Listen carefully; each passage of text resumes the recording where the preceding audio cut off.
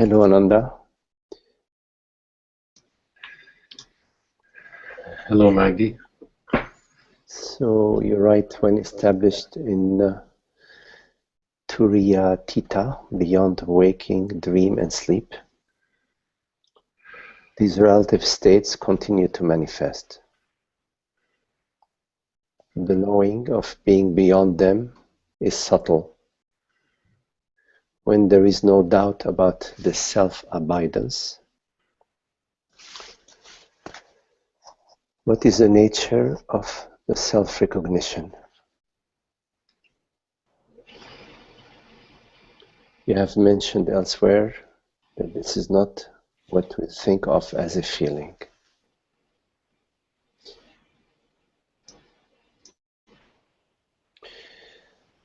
So the self-recognition, Ananda, the self established as itself, the self knowing itself, is the experience of peace and happiness.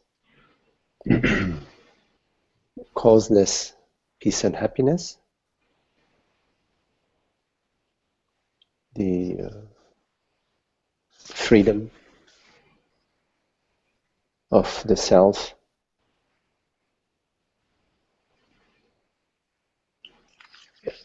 imperturbable, am I saying it right? Imperturbable peace and happiness. In the Turiya Tita, the self knowing itself, the impression of separation dissolves. There are no more impressions of any boundaries, of any obstacles, of any issues, of any angst, of any concern. And the experience is everything is the self. There are no boundaries. A feeling has a memory aspect to it, has a definition, a definition aspect to it. It's a form, it's a mind form that has a physiology to it. It's a physiological mind form that appears and, of course, transforms. It shifts. Of course, the mind, we define a feeling, and in defining it, there is the impression that it is, we concretize it in a way. But in fact, the feeling itself has a subtle quality. It has a vapor-like quality. But irrespective of its sort of etheric quality, it's still a form. So it's still in the realm of events, while the self is not in that realm. It's not in the realm of events or happenings or occurrences. So a feeling is an occurrence, and there is a tendency to personalize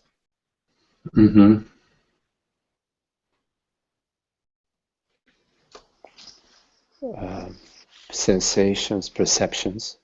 We add a person to it, we personalize it, and when we personalize a sensation, it becomes a feeling. But when we depersonalize a sensation, a feeling, when we depersonalize the feeling, or when we depersonalize the sensation, in other words, when we recognize that the sensation is impersonal.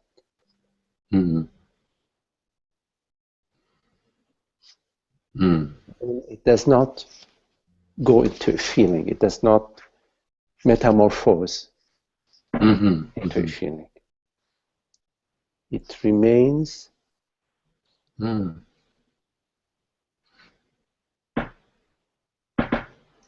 in the unformed state. So yes, the revelation of the self is not about feelings.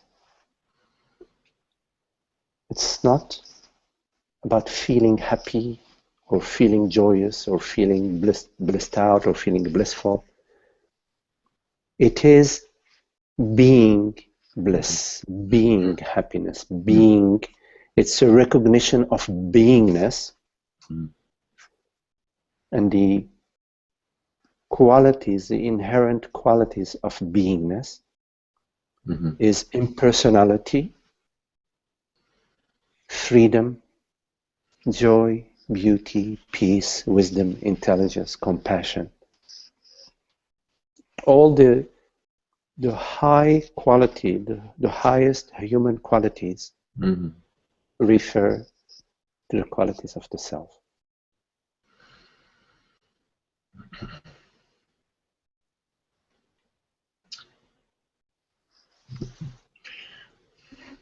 Then, of course, there's the issue of all the feelings going on. The feelings going on as witnessed, or whatever we say, and simultaneously with this deeper knowing that you're describing. And when the feelings are going on, the deep knowing of the self is overshadowed. There is a shadow. That's exactly what I'm asking about. But when the deeper knowing is well established, there's still feeling content going on, or no? No. No. No. Well, what is all this? What is all this appreciation of beauty and the loving feelings? Not a feeling. Love is not a feeling. Love is truth.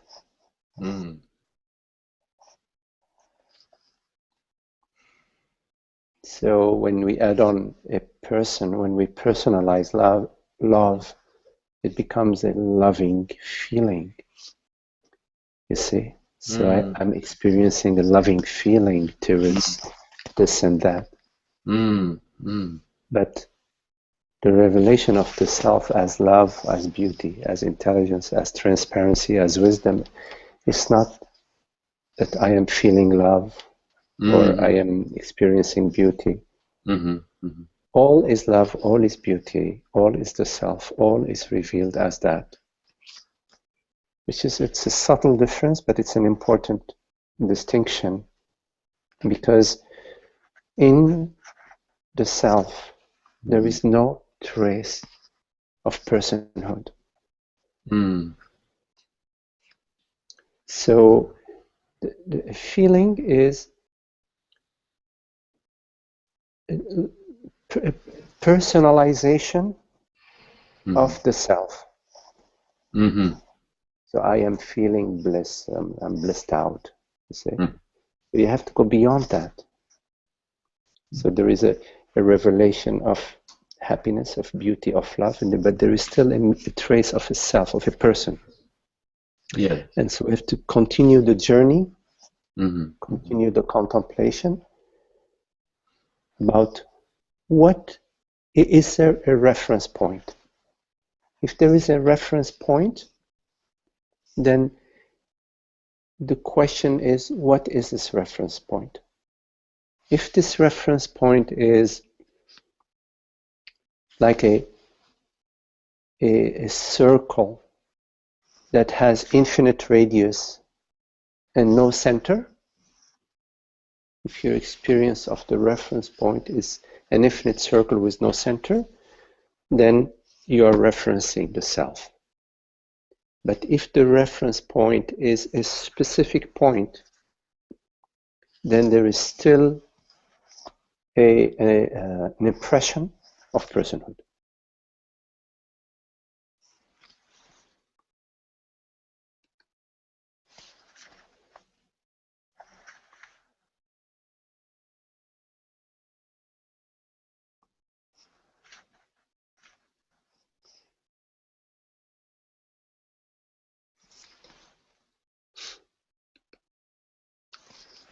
So Ananda, are you still on board here? I keep losing your video.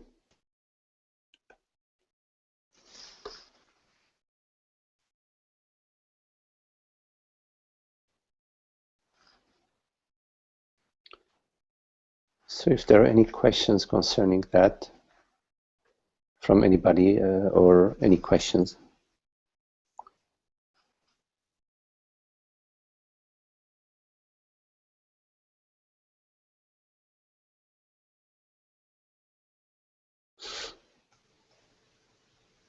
Hi, it's Marjorie. Yes. Hello, I know Marjorie. Anand. Oh, there he is. Ananda's been Yes. having trouble with his Yes. computer. So. Yes. Yes. Why don't you go ahead? I'll remember where we were. Okay. Yeah. The other day I met someone that it's the first time in a long time that I felt like I could not connect with this person. And it was somebody that I was supposed to work for. And it made me feel very anxious. And I kept trying to find that infinite circle with no center, and all I just was struggling with that and not able to do that, and I left feeling very uncomfortable, and I'd like to know how to work with that when I'm in the middle of it. It doesn't happen very often, but it was a good lesson. Yes. I know there's something to learn from that. Yes. So, Marjorie, as long as there is a personal interest, that there is some personal expectations. Well, yeah. I mean, I expected to get along with this person smoothly and easily. You know? Yes, that's exactly it. Whenever there is an expectation, there is a possibility of disappointment and disillusionment, and then your subtle expectations are not met. Right. And so it's important to be expectation free, to sort of do what you need to do. You do your best at what resonates for you, but you remain in the openness. You keep your hands and your heart open, and as you are in relationship, you are also in contemplation. The contemplation of the self, contemplating what is occurring right here, what is going on right here. Not just what is going on the screen, but behind the screen. Yeah. What setup is there, if any? So there is clarity for you about your agenda and about these unseen the unseen forces that are operating in the relationship.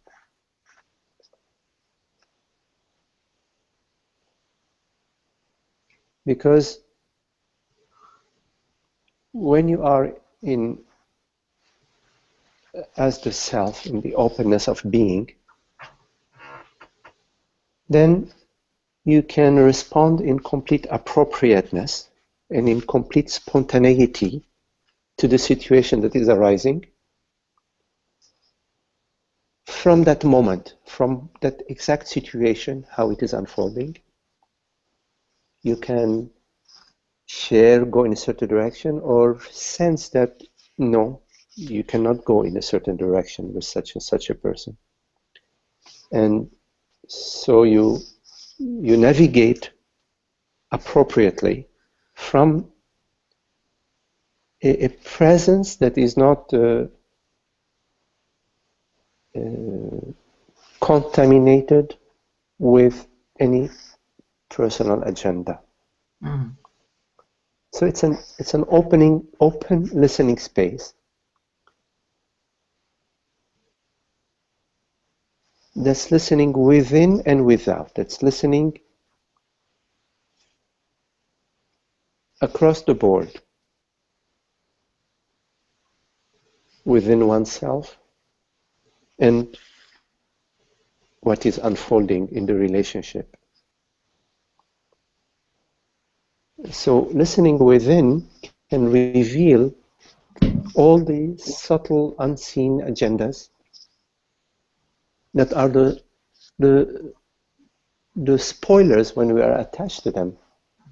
So there may be an intention. So the intention may be to have a nice connection, a pleasant connection with this person.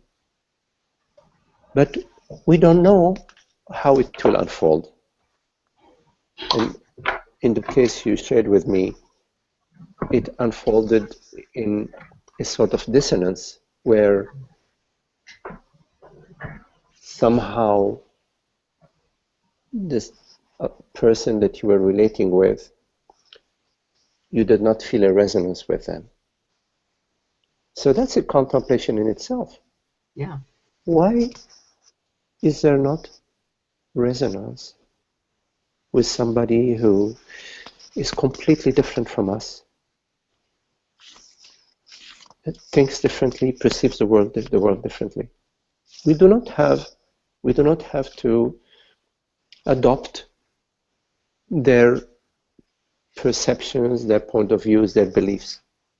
We don't have to. But there can be a relationship with such a person without necessarily adopting their structures or expecting them to adopt ours. Yeah, I know what seemed to happen is that it was somebody I was supposed to do some work for, and we were recommended to each other by a mutual friend, and so I did have an expectation that there would be clear communication, but from the moment that I met her, there was this uncomfortable sense, and I think what happened was, rather than actually seeing, as you point out, I tried to make it. I tried to push past the discomfort, and I think it probably would have been better if I had almost immediately just recognized it and accepted it. Mm-hmm. Mm-hmm. And because then we decided we would work together, and the next day this woman called and said it's not going to work.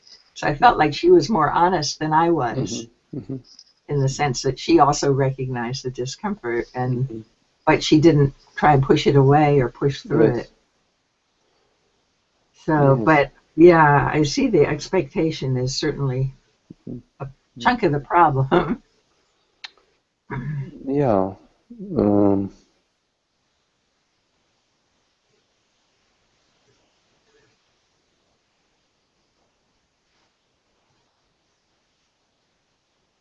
You see, in being with somebody, a friend, or in your case, somebody you were just meeting, in an open, in the open listening space of awareness. There is a deep connection right there. Whether the mind comes on board or not, it doesn't matter. Yeah.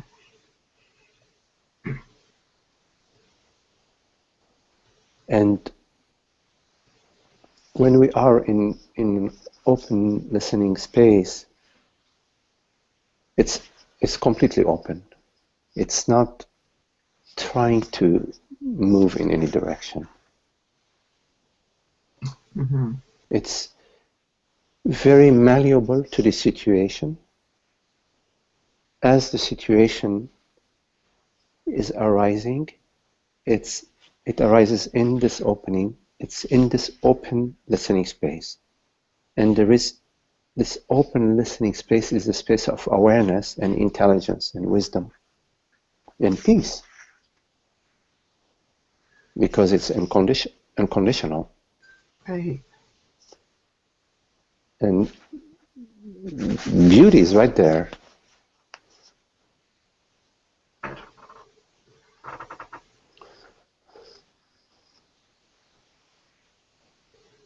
Yeah.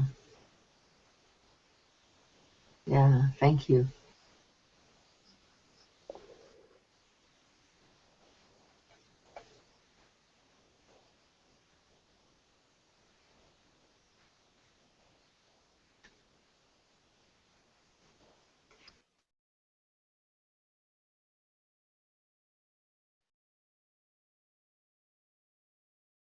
It all works out beautifully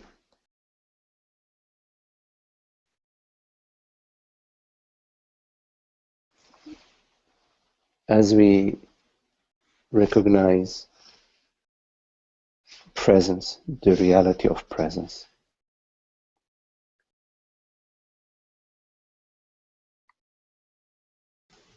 Yeah. I also realized that I took the whole thing personally, which is kind of absurd. Yeah, I mean, there is that tendency, we all know that, the tendency to sort of narrow the space to the me, habitual me story. We know that, but then we can recognize that also, as you just shared. You recognize that, Right. and the recognition, it comes from beyond. It's a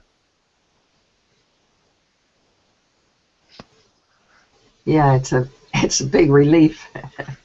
yes, yes. It is a relief. It's a big relief. It's really beautiful. It's a less burden, no burden. Definitely. Yeah. Yeah. Yeah. I mean, I was carrying it around with me for a while after we met, and then I realized what was happening, and I thought, whew, let go of that one.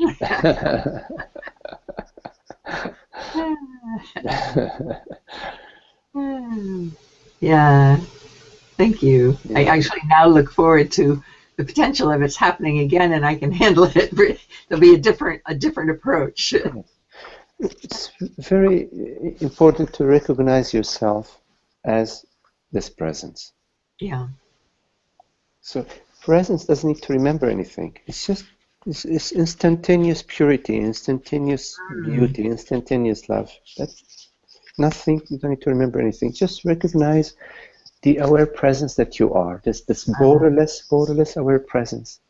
It's this genderless, formless aware presence that we refer to as I. So it's not a matter of learning something from experience. No.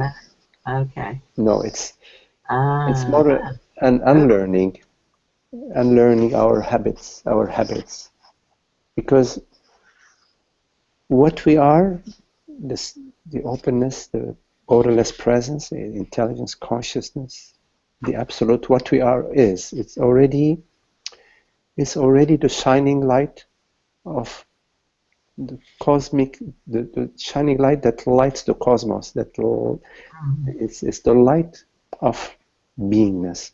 It's already on. It's already on. It's not born or die or anything like that. It's just on. It's eternal presence, eternal beingness, you see? And so that doesn't need to be learned. It's just the veils of the me tendencies, the veils that the tendency to personalize, to add a person onto every experience, every thought, perception, sensation. We add a me to it. This tendency creates veils and shadows and knots within the body-mind that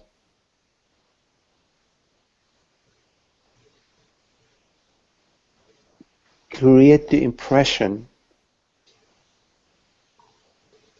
that there is a personal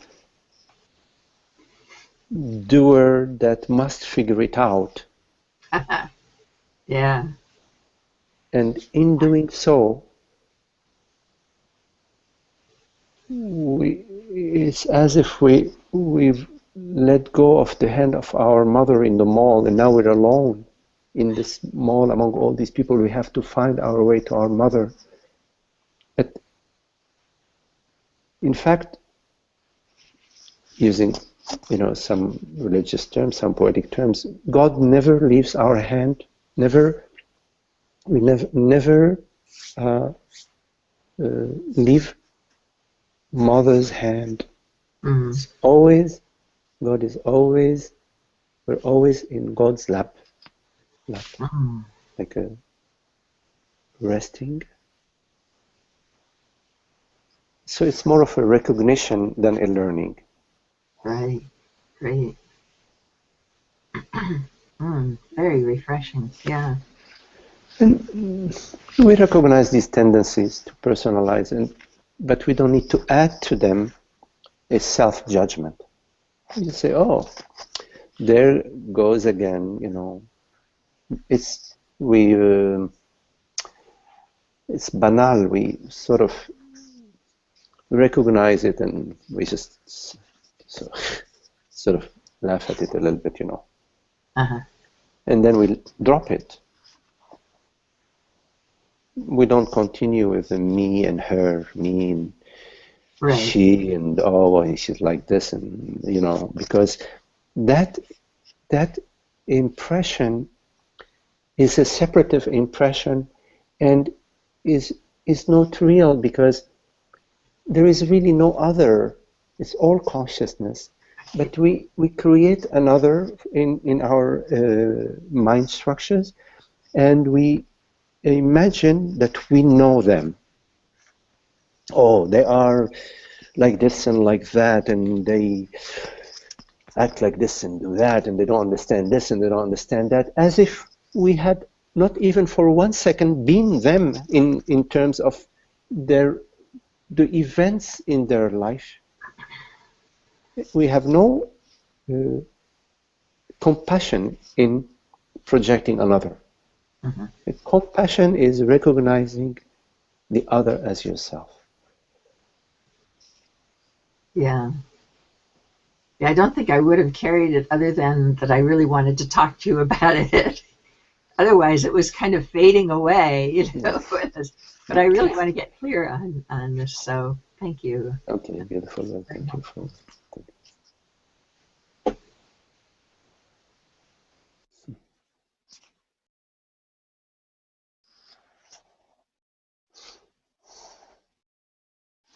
Oh.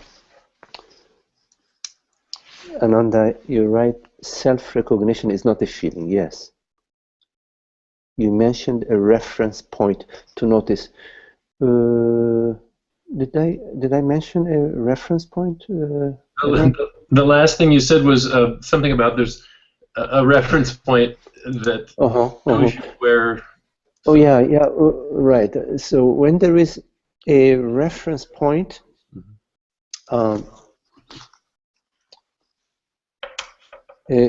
it's different from a reference space, sort of like the open space of awareness doesn't have a reference point. So I think I was talking about when all perceptions and sensations and thoughts and experiences refer to a point.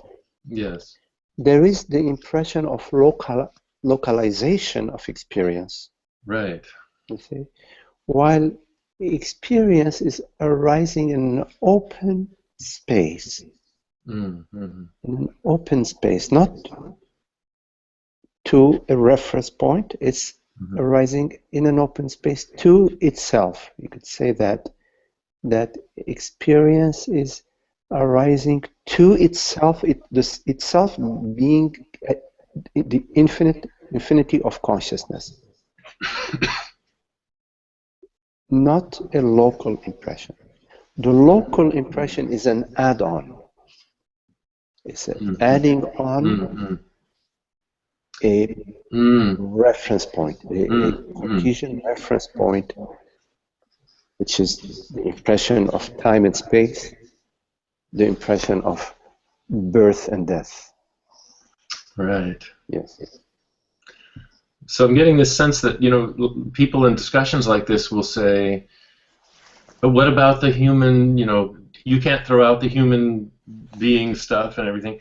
But now I'm just, it seems more and more clear that it's actually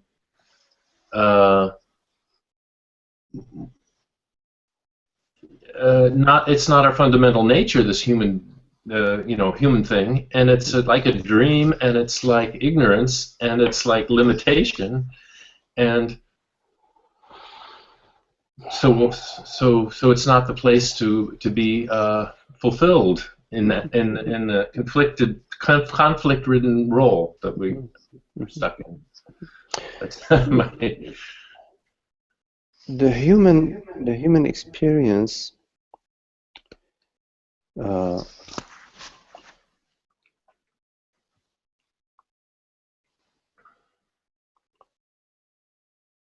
has two major functions.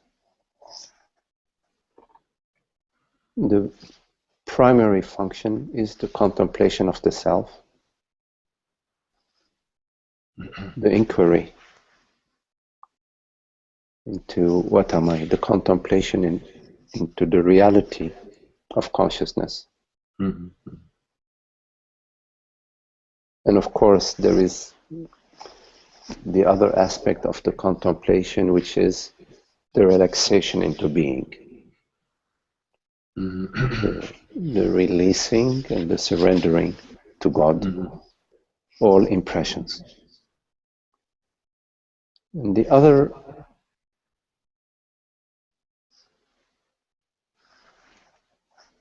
aspect of the human impression is, of course, the play, the celebration, the sharing, the exploration, the creativity, the soaking into bliss, soaking into beingness. The joy, the happiness, the beauty, the love, the humor.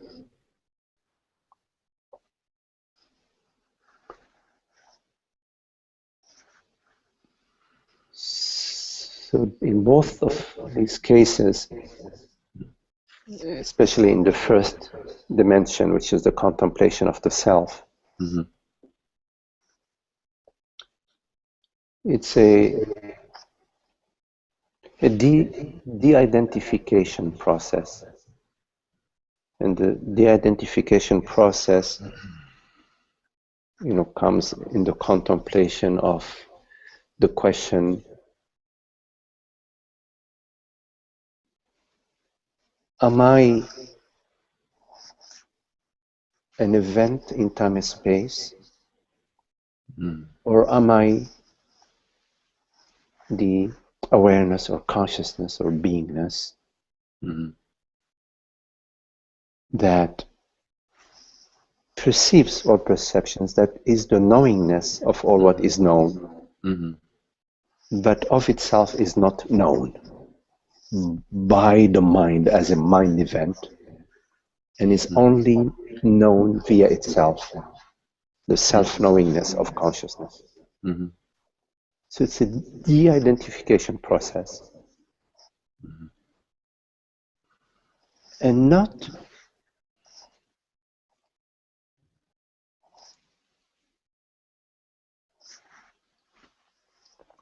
acknowledging on one hand that yes, I am the self, I am consciousness, and I am a human. That is a trick, a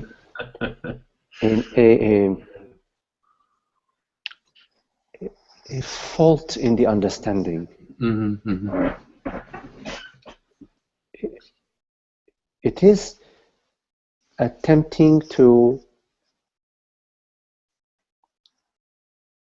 claim as being complete what is not yet complete. And that's exactly where my question came from. I was sitting with a friend last night who's got a long history of with Ramana and others contemplation, and I found myself saying, well, when can I actually, I wonder when I can actually say I am established in Turiya, because we're talking about this subject, and it's a disconnect to say I am established. So that made me think, where is the so your answer, or what you just said, is very important, salient, very appropriate to the moment of it's not a part. It's not like there's still some dirt and coal dust in my pockets, and I'm saying, you know, I'm all clean. Right. Yes. That question was posed to Atmananda Menon, the sage Atmananda, and his answer to that, which comes to mind, is that you are established as the self, Tuyatita, when no thought impression, no world impression, and no sensory impression sway you away from the peace and the happiness.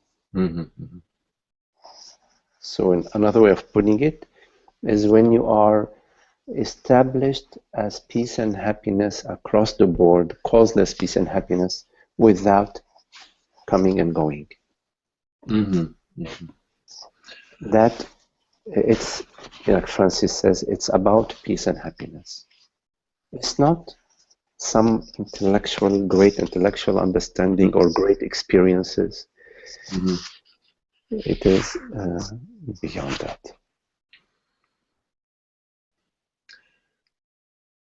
Yes. Here's another point that's very related: is that people, even in the spiritual community, the broader, you know, what we think of as the spiritual community, there's this understanding that we're talking about, that Krishna Menon exemplified, etc., can easily be seen as sort of a zealotry. Say some more. So I don't understand very well the word zealotry. Maybe you can explain. A zealot being somebody who's like starry-eyed, crazy. Yes. Oh No. It's not like that.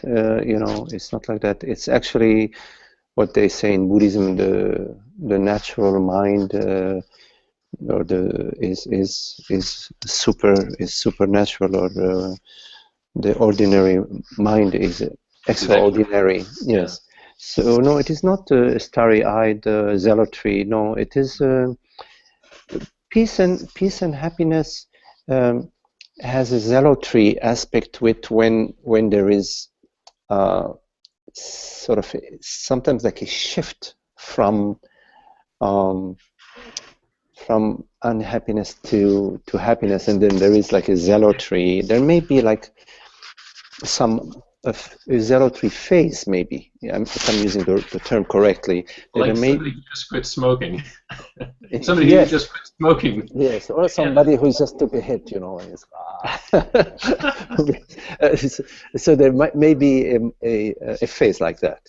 Yeah. But it will come to just the natural state. You actually cannot recognize a sage from, say, oh, the starry-eyed or something, I could see them, that's a sage. No, you cannot recognize a sage by their zealotry. You recognize the sage by the peace and happiness and bliss and inner tranquility that you feel in their presence.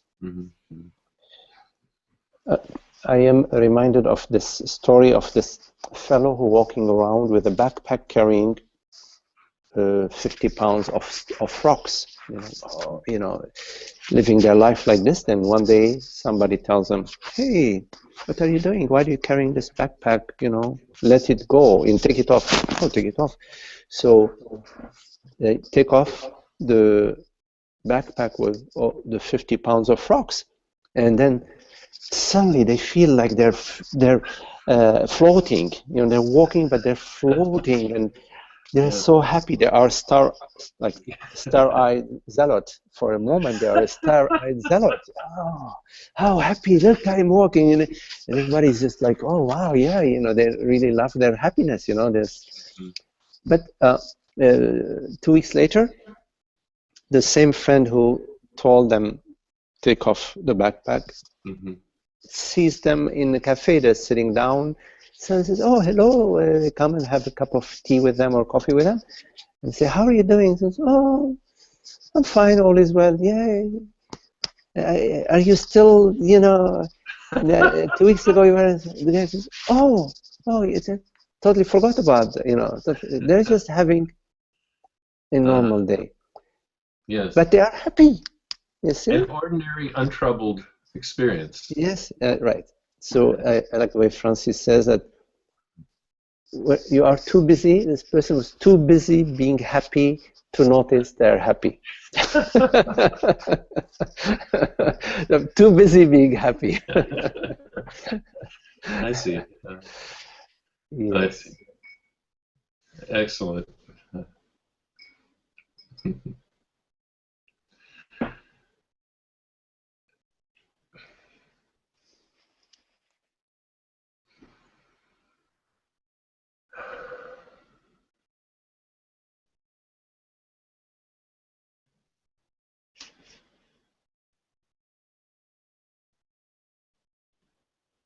And then you can celebrate. You can go with your friend, have a drink somewhere, go for a walk in the park, whatever. It's the kind of philosophical, I don't know, the term "take no prisoners" comes to mind. The philosophical precision or lack of wiggle room for illusion to continue its foothold is what people think of as kind of zealous in terms of conversation. Like my bhakti friends, I'll say, you're singing and we're having a great time in kirtan, but what's this really about? And I don't want to go there. I want this life that I'm loving. I want this life, and like the division required to have a lot of bhakti, what we call culturally like a bhakti kirtan mode or something. Well, and then regular people, regular people, it's even less. I mean, they're not even looking at a somewhat transcendental joy. They're looking at just, what do you mean? This is life, and I'm plowed into it, and Mhm. you're talking crazy. Mhm. Mhm. Well, the self is complete freedom, doesn't need anything or depend on anything. Or Mm-hmm. what matters is to know yourself as this borderless presence that is untouched by events. It's not about accumulation or loss. Who cares about accumulation or loss? Mm-hmm. All that refers to a person. The recognition of the self is not about a better person or about experiences or any of that.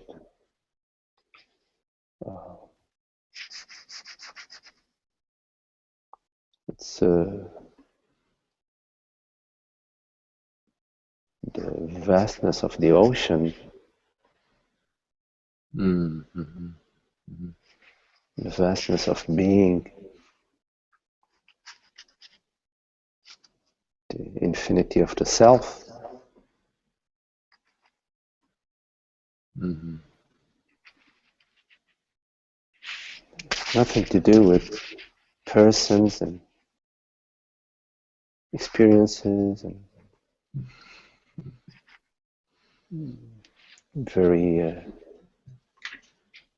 spiritual minds. Mm-hmm. Mm-hmm.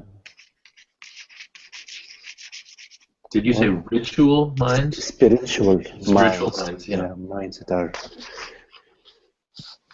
has nothing to do with that. Mm-hmm. Mm-hmm.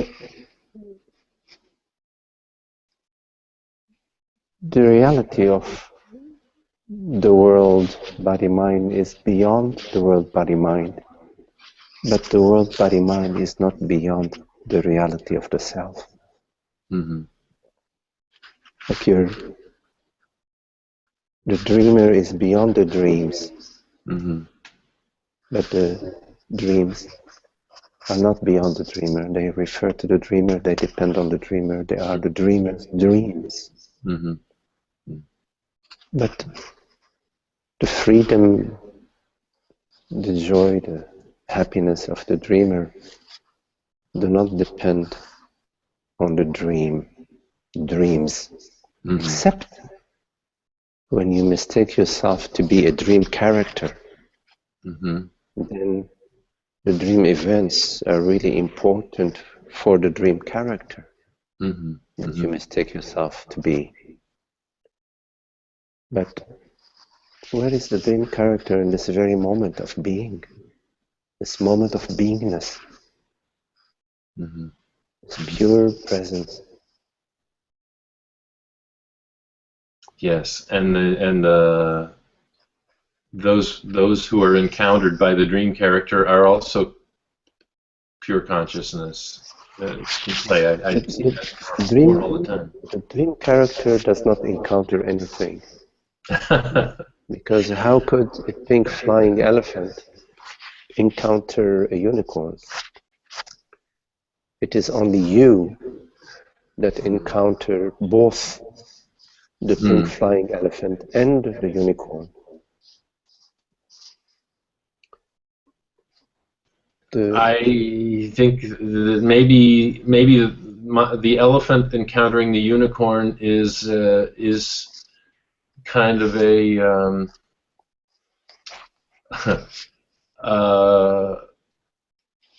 representative of me, of my real self. No, because how can a thought know another thought? Mm. How can mind impression know another mind impression Oh, if so cannot know it for. okay, so but the joy part of relating, even though they're not really what they seem, separate things The perceiving joy, each other. the joy part of relating is not in the relating. The joy is beyond the relating. The relating is the celebration of the joy that is beyond the relating. So it's the one consciousness joying itself, enjoying. Yes, it's consciousness is joy, is happiness, and in the waking dream in relationships, Mm-hmm. When the impression of me and you is not what is at play, it's just a celebration of beingness. So all is love, all is beauty. This me loving you is a diminution Yeah. of true love, of the love that consciousness is. So the reference to a me loving you is in the shadow realm. I see. In the shadow realm. Mm-hmm. So to get to the perfume of presence, to the perfume of love,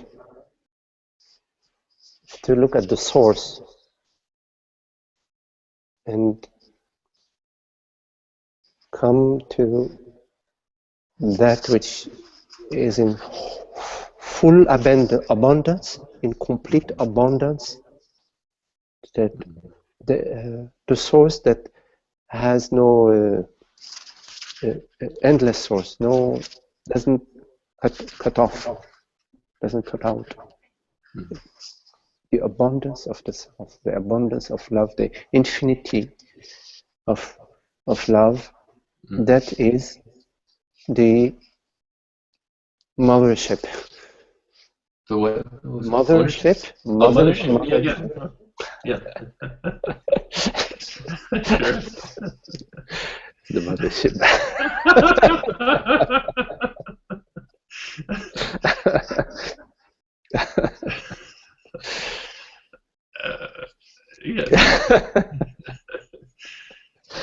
Yeah, somehow. Mothership. And of course, the mothership brings up the idea of then spacewalking or taking the little, little ship out. Why not? From the mothership, everything is possible. And then because the little ship going out to explore is totally connected, it doesn't forget. So I'm not forgetting the mothership. Exactly, they can't. I mean, all their communications are with the mothership. The radar system is tied to the mothership. Well, this is beautiful. It just helps.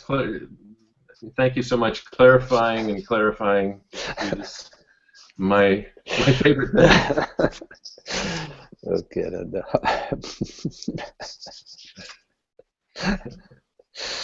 Okay.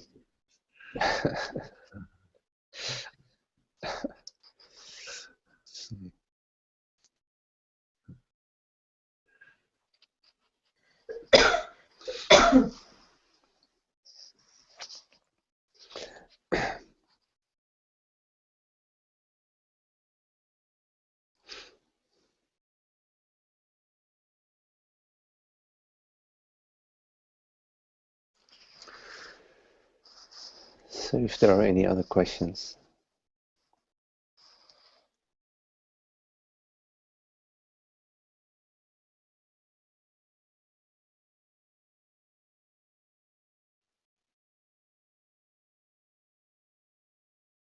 Lawrence, did you made it, or?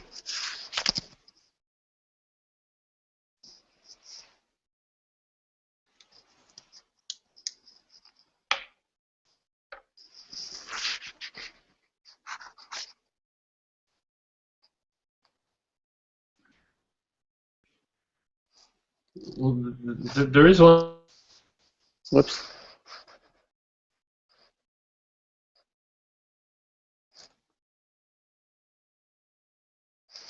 So if there is any question, anybody?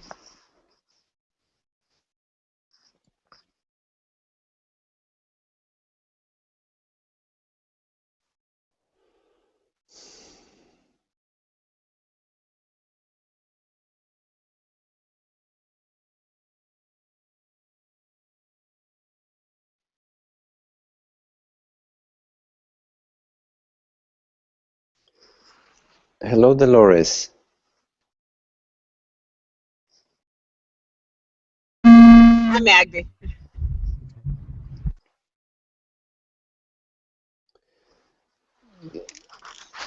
You know, there was your question from last time, Dolores. I think it was a couple of weeks ago. Can you hear me, Dolores? Yes, I can hear you. Yes.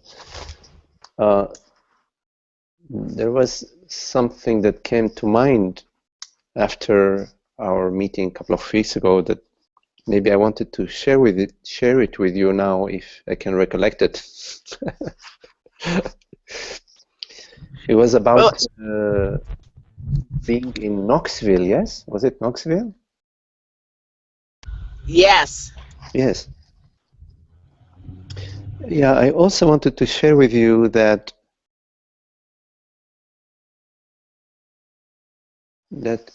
also,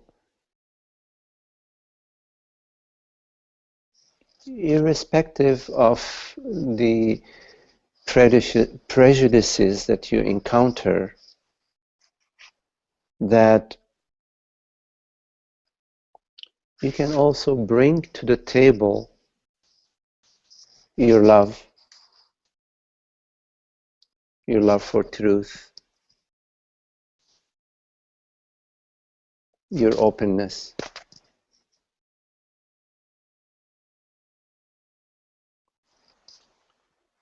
your understanding, and that you don't know what effect this may have, even if you don't notice what effect this may have. It is a good experiment for you to conduct in being, in spite of the prejudice around you, to bring the love and the openness and the understanding.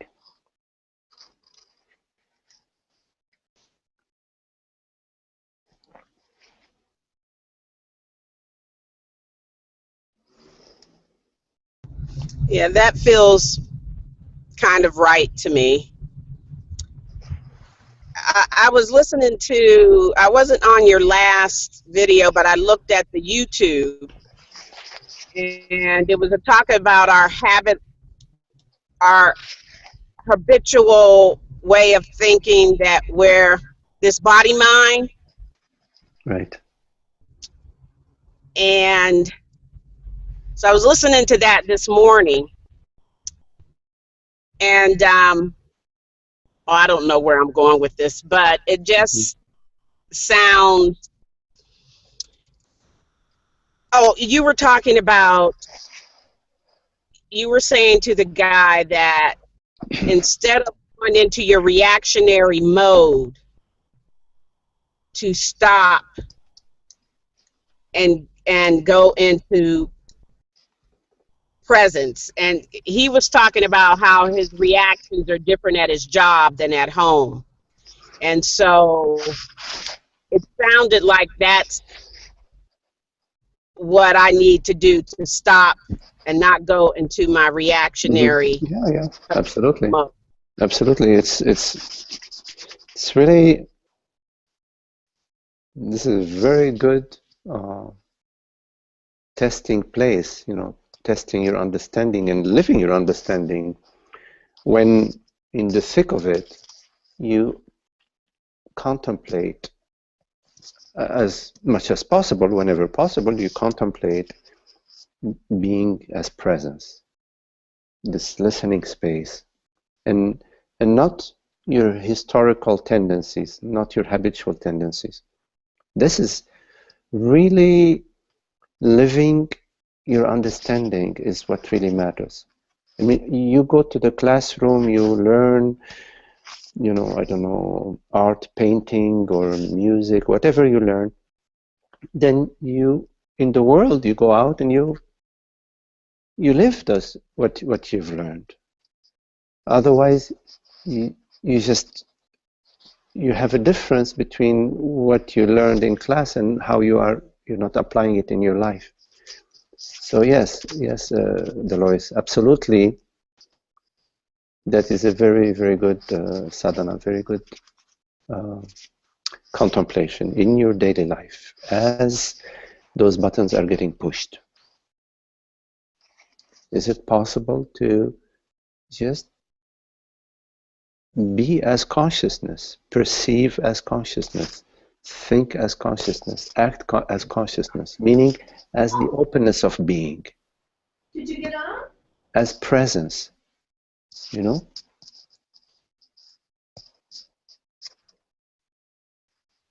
And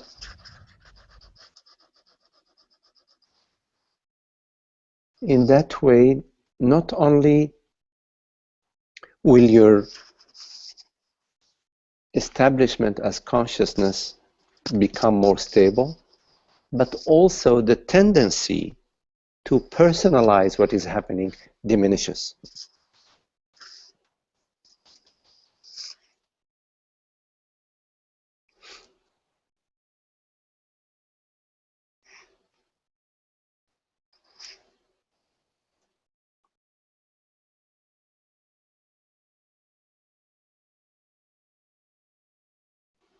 Yeah, that's a really big practice. Well, you know, the treasure is big.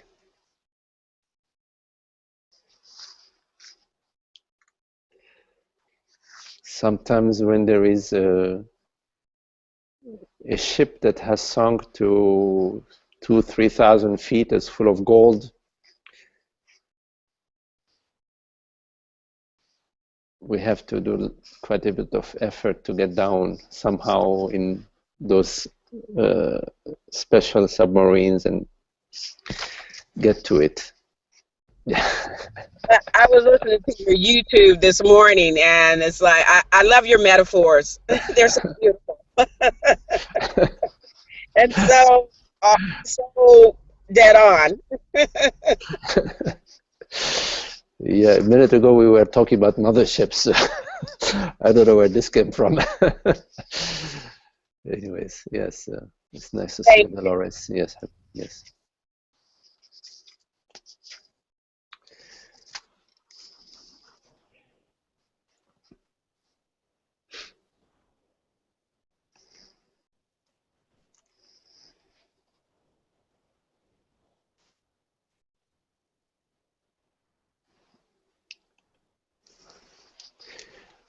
Okay, is there any other question? Anybody else?